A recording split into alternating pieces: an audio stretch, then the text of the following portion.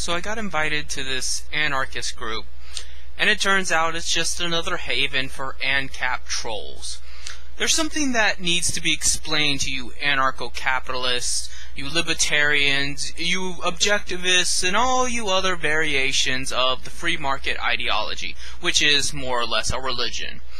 That is, that even if the all-encompassing capitalist devil, the state, did not exist, corporatism would still exist.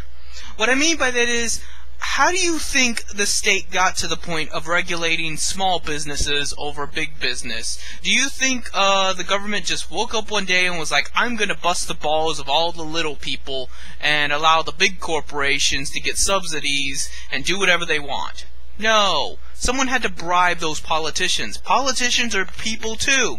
People with families to feed, ambitions they want to have met, and just stuff they want to have. And they can be tempted just like anybody else into bribery and, criminal behavior and doing things under the table. And that's how they bribe the politicians into making bad laws.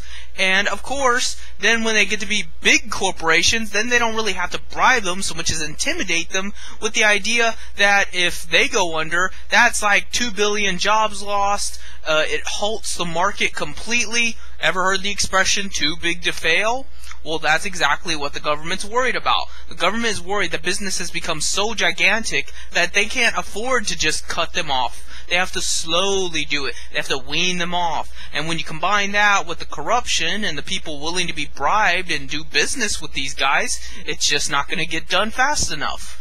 And let's assume the state just disappeared tomorrow. Poof.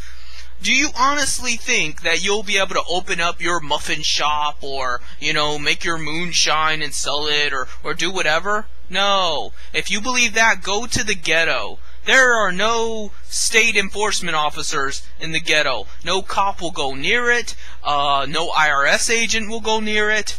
You go move to the ghetto and have your free market capitalism. See how long it lasts before some gang comes along and shoots your ass. So it doesn't matter if there's a state. The notion of capitalism is the exploitation of labor and violence and deception and making a contract that applies to them but not to you. And it's all about bending and twisting and manipulating and conning and taking from other people.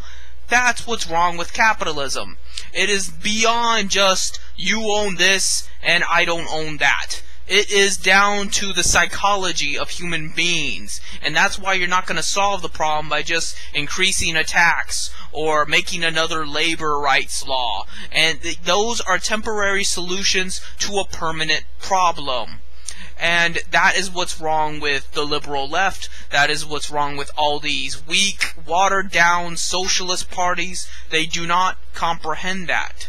And while I'm not going to just reject them entirely, that is the truth. The truth is they do not comprehend the volume of this problem. And they think that if you just tweak the market a little, it'll work out for everybody. No. So I just wanted to get that out there. And I am very sick of anarchist groups being saturated with anarcho-capitalists. You're not fucking anarchists. You do not believe in collective bargaining. You do not believe in the elimination of an oligarchy or the elimination of authority or class hierarchy. You are not a fucking anarchist. You can bitch about the state all you want to, but the state isn't the problem. The state is merely an extension of the problem that is psychological and physical capitalism. That's all I have to say.